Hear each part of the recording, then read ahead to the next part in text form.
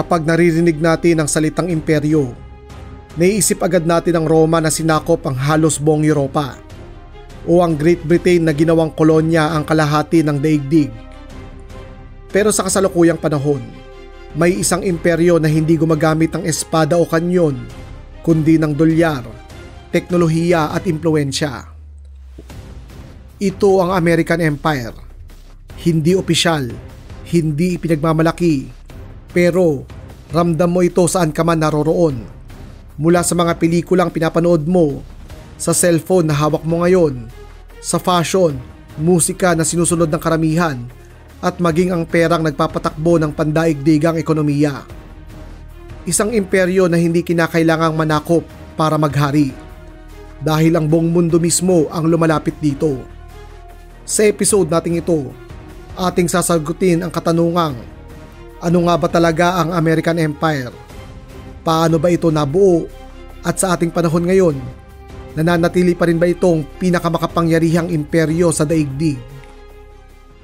Bago tayo magsimula, ano nga ba muna ang isang imperyo? Hindi lamang ito tumutukoy sa isang bansang nanakop ng lupain. Ang tunay na imperyo ay isang bansang may kakayahang magdikta ng kapangyarihan na lampas sa sarili nitong hangganan. May apat na pangunahing kapangyarihan ang isang imperyo. Una ay ang projection power. Tumutukoy ito sa kakayahan ng isang bansa na magpadala at magpakita ng puwersa saan mang bahagi ng daigdig. Halimbawa na lamang, ang British Royal Navy noong peak ng British Empire ay nagpapatrolya sa lahat ng karagatan ng daigdig upang bantayan ito. Ikalawa ay ang impluensya at kontrol. Ang isang tunay na imperyo ay kayang baguhin ang takbo ng ekonomiya, politika at maging lipunan ng bansang gusto nilang isailalim. Sa pamamahala ng French Empire sa Vietnam at Laos, ganap nilang binago ang pamahalaan, ekonomiya at maging paraan ng pamumuhay ng mga naninirahan dito. Ikatlo, institutional reach. Ang kakayahan ng bansa na diktahan ang mga polisiya at patakaran na sinusunod ng mundo. Halimbawa, ang pinagsamang lakas ng USA, United Kingdom at Germany ay kayang pigilan ng World Bank na magpautang sa mga bansang hindi nila kasundo. At ikaapat, narrative power. Ang isang ganap na imperyo ang magdidikta kung ano ang normal at lehitimo sa daigdig. Halimbawa na lamang noong sinaunang panahon, ang batas ng Rome at kanilang kultura ang kinikilala at tinitingala bilang tunay na simbolo ng sibilisasyon. Ang apat na katangiang ito ang magpapatunay kung ang isang makapangyarihang bansa ba ay isa ng tunay na imperyo. Pero paano nga ba nagsimula ang kasaysayan ng American Empire? Ang bansang Estados Unidos ay ipinanganak dahil sa isang revolusyon laban sa British Empire. Nang kanilang makamit ang kanilang kalayaan, ang bagong sibol na bansa na binubuo ng 13 koloni ay mabilisang dumaan sa pagpapalakas.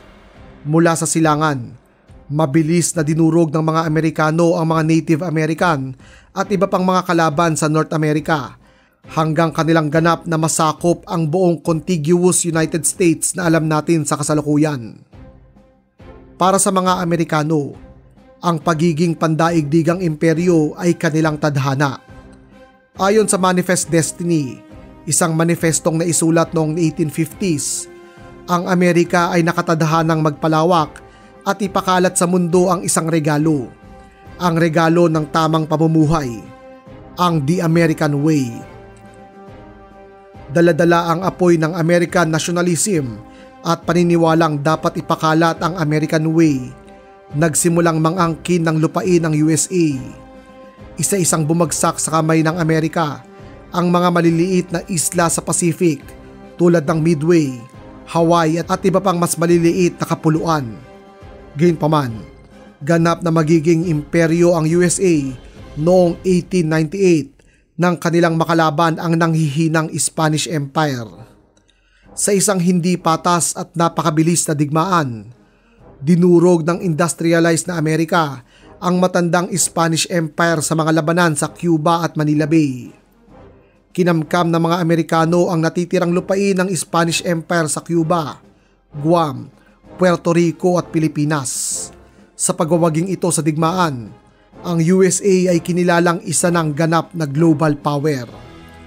Sa dalawang magkasunod na digmaang pandaigdig, ang USA ang nagsilbing tagapagtanggol ng malayang mundo at demokrasya, kung saan sila ang naging pinakamalaking faktor sa pagwawagi ng Allied Forces. Lubos na lumawak ang impluwensya ng USA makalipas ang World War II dahil sila ang tumayong lider ng malayang mundo at tagatulong sa mga bansang nawasak ng digmaan. Magpapatuloy ang pamumuno na ito ng USA sa kanilang mga kaalyado ng humigit kumulang 5 dekada sa panahon ng Cold War. Makakamit ng Amerika ang kanilang titulong undisputed leader ng daigdig noong 1991 nang bumagsak ang kanilang pinakamalaking karibal, ang USSR. Kaya naman, masasabi natin na ang ating panahon sa kasalukuyan ay nasa ilalim ng tinatawag na US hegemony. Pero bakit nga ba natin nasabi na merong American Empire? Ito ay dahil kanilang nasatisfy ang 4 na katangian na ating nabanggit. Unahin natin ang military power. Sa mga nauna nating episode, ilang beses na nating nabanggit na ang USA ay ang pinakamakapangyarihang military force dahil sa dambuhala nitong Air Force at Navy, napaka-veteranong army at katakot-takot na dami ng nuclear weapon. Dominado nila ang kalangitan, karagatan at impormasyong militar. Ngunit isang aspekto ng military strength na ito ng USA ang palaging nakakaligtaan at masasabi kong mas mahalaga pa kaysa sa inaakala ng marami. Ito ang kanilang mga base militar sa iba't ibang panig ng daigdig. Ang Estados Unidos ay mayroong humigit kumulang 700 military bases na nakakalat sa mahigit 80 bansa. Ang mga base na ito mula sa mga napakalaking mega bases hanggang sa maliliit na lilipad bases ay nagsisilbing forward operating bases ng US military. Dito, naka-preposition ang mga sundalo, kagamitan bilang ready reserve force kung sakaling magkaroon ng tensyon o digmaan. Bukod dito, nagsisilbi rin ang mga ito bilang mga forward supply hubs kung saan nakaimbak ang mga gasolina, diesel, bala, pagkain at mga critical logistics na kayang ihatid sa mga hotspot o labanan ng mas mabilis kaysa sa sinumang kanilang karibal. Marami ring base na nakapwesto malapit sa mga choke point at strategic region, kaya nagiging sentro rin ito ng surveillance at intelligence gathering gamit ang mga radar, satellite, drones at mga signal intercept technologies. At higit sa lahat, ang pagkakaroon ng base ng Amerika sa isang rehiyon ay nagsisilbing deterrent o babala sa sino mang nagnanais manggulo dahil narito ang Estados Unidos na handang rumesponde anumang oras. Narito ang ilan sa mga pinakamahalagang base militar ng Amerika sa labas ng kanilang teritoryo. Una rito ay ang Ramstein Air Base sa Germany. Ito ang pinakamalaking American Air Base sa labas ng USA. Dito nakabase ang US Air Force pa sa Europa at Africa at nagsisilbi rin itong headquarters ng NATO Allied Air Command. Ang base militar na ito ay may kakayahang magsagawa ng mga strategic airlift, refueling operation at emergency response sa buong Europa at Middle East. Naglalaman ito ng daan-daang fighter plane, mga bomber task force at dambuhalang airlifter at air tanker, sapat para durugin ang mga kalaban na maaaring sumalakay mula sa Europa at Afrika. Kung ang Ramstein Air Base ay ang pinakamalaking air base sa labas ng USA, ang ikalawa naman ay ang pinakamalaking military base. Ito ang Camp Humphreys sa South Korea. Dito, nakaistasyon ng libo-libong sundalo mula sa 2nd Republic of Korea US Combined Division. Kabilang rin dito ang 1st Armored Brigade Combat Team na may humigit kumulang 90 Abrams main battle tank at higit 100 Bradley fighting vehicle. Kaya naman, kinikilala ang puwersang ito bilang isa sa pinakaarmado at pinakahandang armored formation na nakapwesto sa labas ng Estados Unidos. Ang puwersang ito ay may sariling aviation unit, artillery at air defense system. Ang malaking puwersang ito ay inilagay sa South Korea bilang matatag na deterrent laban sa pagsalakay ng mga North Koreans. Ang sumunod ay ang grupo ng mga military bases sa Okinawa Island chain ng Japan. Binubuo ito ng Kadena Air Base, Futenma Military Base at iba pang mas maliliit na installation. Ang mga base militar na ito ay ang tinatawag na tip of the spear ng US Pacific Strategy at China Containment Policy dahil napakalapit nito sa mga critical na hotspot tulad ng Taiwan Strait, East China Sea at South China Sea. Mula Okinawa, kayang magpalipad ng Amerika ng fighter jet, mga bombers, maritime patrol aircraft na makararating kagad sa mga lugar na ito sa loob lamang ng ilang minuto. Meron ding mga nakadeploy ditong mga Marines, Special Forces at iba pang Rapid Reaction Unit na pwedeng sumalakay kapag may krisis o tensyon sa rehiyon. Sa madaling salita, kung merong unang galaw na gagawin ng Amerika kung sakaling magkaroon sila ng labanan sa China, malamang dito magmumula ito sa Okinawa. Ang ikatlo ay ang Diego Garcia Military Base sa Indian Ocean.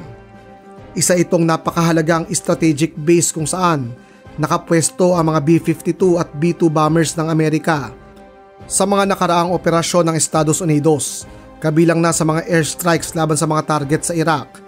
Dito mismo sa Diego Garcia nag-take off ang mga B-2 Spirit bomber. Dahil sa kinilalagyan nitong nasa gitna ng Indian Ocean, hindi ito pa pwedeng targetin ng karamihan ng mga missile ng kalaban. Meron din itong sapat na lapit para makapagsagawa ang mga Amerikano ng mga long-range precision bombing sa mga labanan sa Middle East. Ito ang dahilan kung bakit kinikilala ang Diego Garcia bilang isa sa pinakamahalagang stealth strike platform ng US military. At ang pang-apat ay ang Al Udeid Air Base sa Qatar.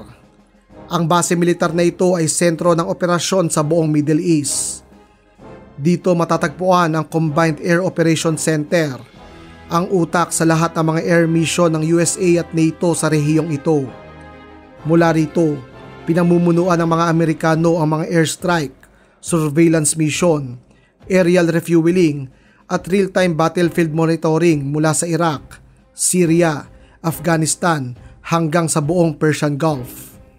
Sa tuwing may krisis sa Middle East, mula sa pagtugis ng mga bandido hanggang sa mga precision strike sa mga Iraqi militia, ang unang nakatatanggap ng impormasyon ay ang command center na ito.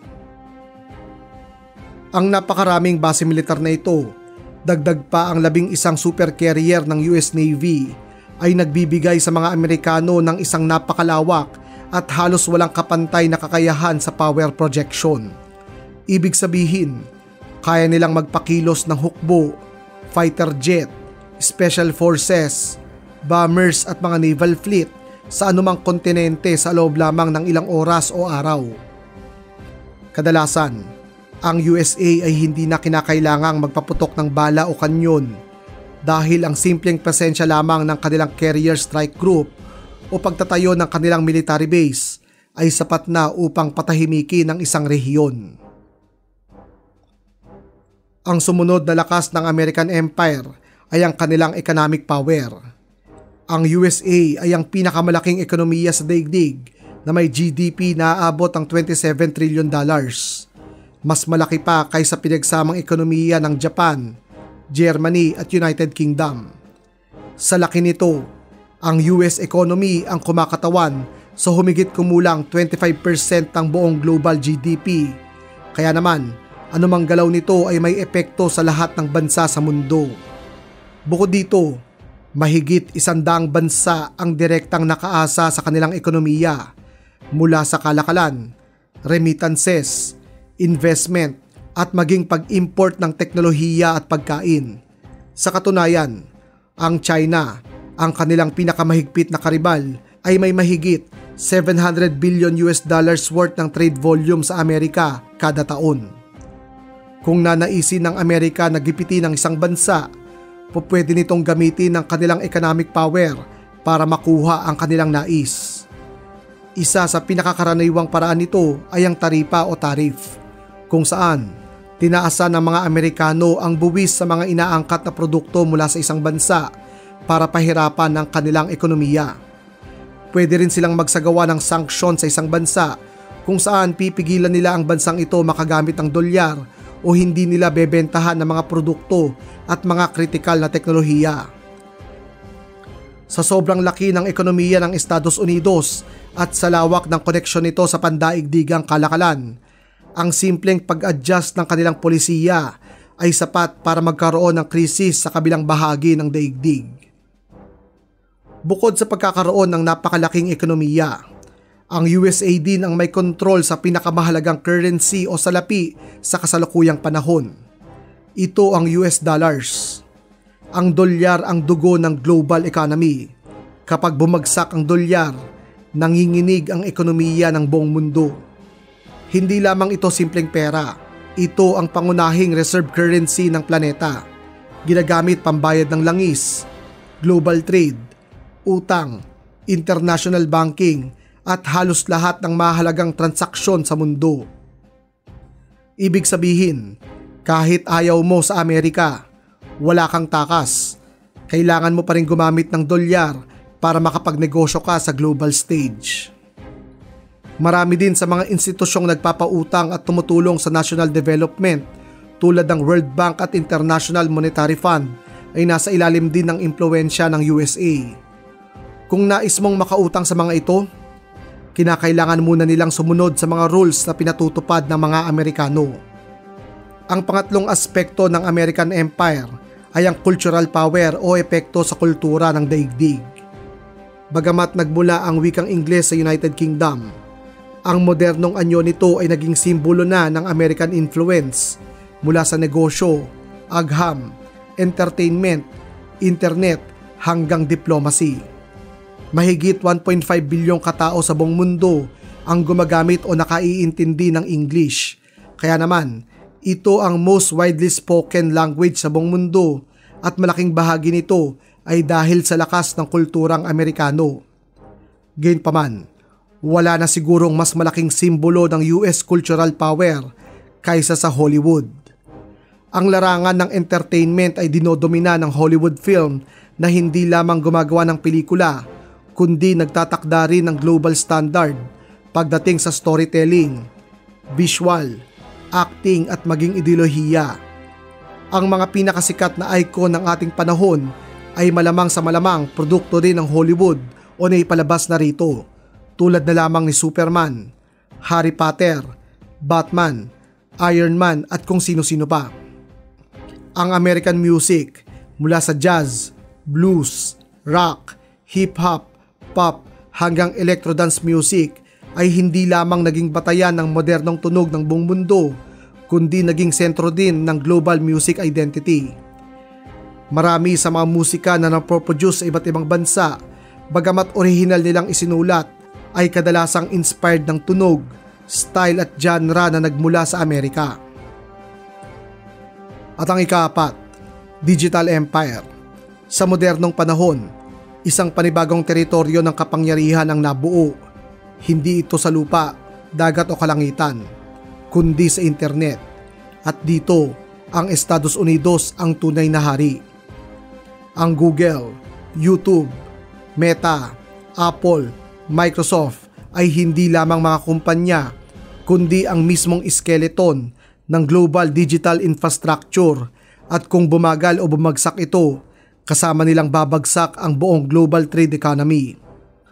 Halos lahat ng platform kung saan umiikot ang impormasyon, komunikasyon, negosyo at entertainment ay pagmamay-ari o nakabase sa Amerika. Bukod sa economic sanction, maaari ding gamitin ng USA ang kanilang technology monopoly para ipantakot sa mga kalaban nila. Ayaw mong sumunod? Wala mo ng Facebook, Google o Apple product sa bansa ninyo. At hindi lamang impormasyon ang hawak ng mga Amerikano.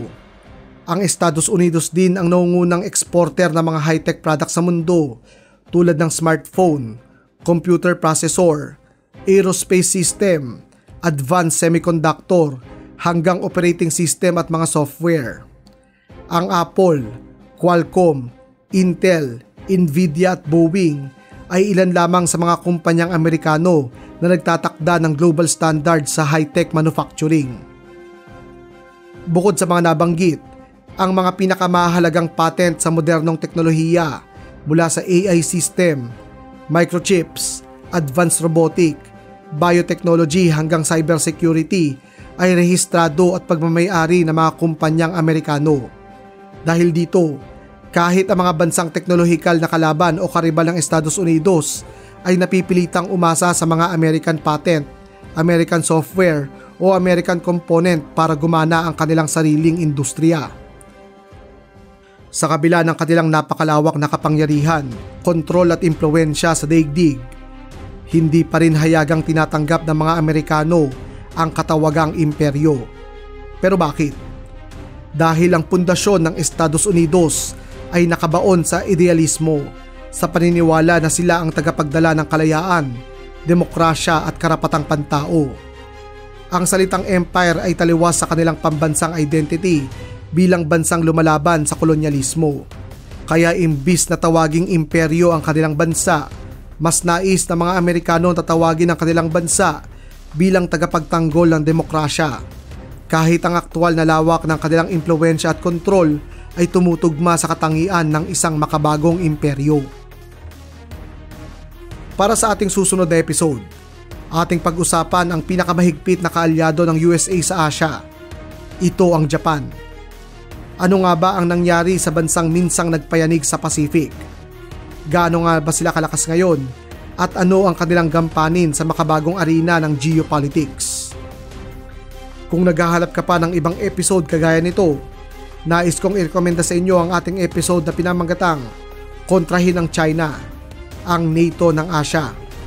Muli, ako si Sir Ian at ito ang ating klase ng mga matatalino at may hilig sa kasaysayan pero maangas.